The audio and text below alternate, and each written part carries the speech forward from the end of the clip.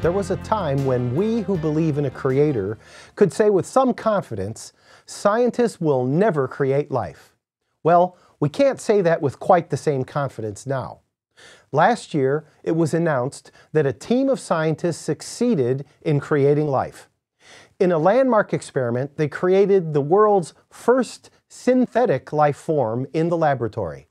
This controversial feat occupied 20 scientists for more than 10 years at an estimated cost of $40 million and was described by one researcher as a defining moment in biology. Quite obviously, this experiment was performed with a remarkable amount of work by a highly skilled team of quantum and computational chemists, protein engineers, biochemists, and molecular biologists. It is important to understand that these scientists have not created life from nothing, nor have they claimed to.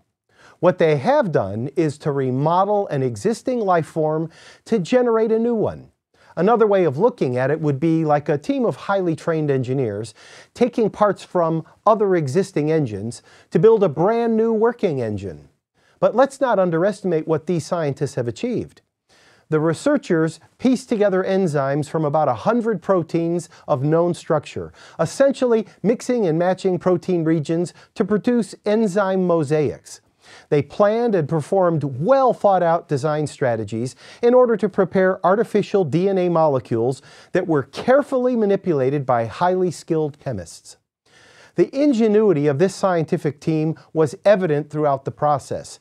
Their efforts are of huge theological and philosophical significance.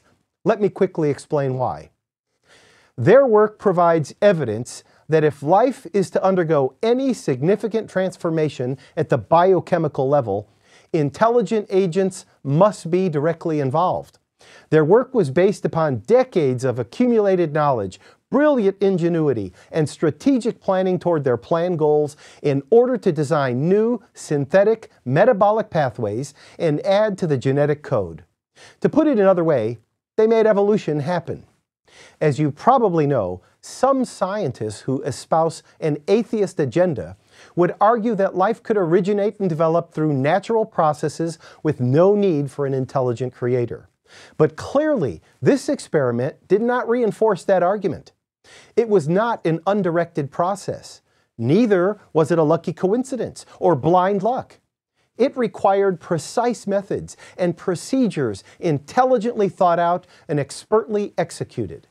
These scientists have shown that modifying even the simplest life form needs the involvement of an intelligent agent directing the process. So far from showing that life does not need a creator, this experiment actually reinforces the conviction of a need for a creator's involvement in the origin and development of life. This experiment won't put an end to the creation versus evolution debate. That controversy can never be determined by the data collected by scientific experiment. Those results must be interpreted on the basis of philosophical or theological assumptions established on some other grounds. And of course, little intelligent discussion can take place while one side is trying to knock the other out of the ring. But in the meanwhile, we're coming to understand more and more about the beautiful and intricate processes that are involved with the phenomenon we call life. Both science and religion should approach the questions of the development of life with humility. We still have much to learn, and the more that we do learn about life, the question should not be whether or not a creator was involved, but rather, was there any part of this wonderful process that did not need the involvement of a creator? I'm Joseph Tkach, speaking of life.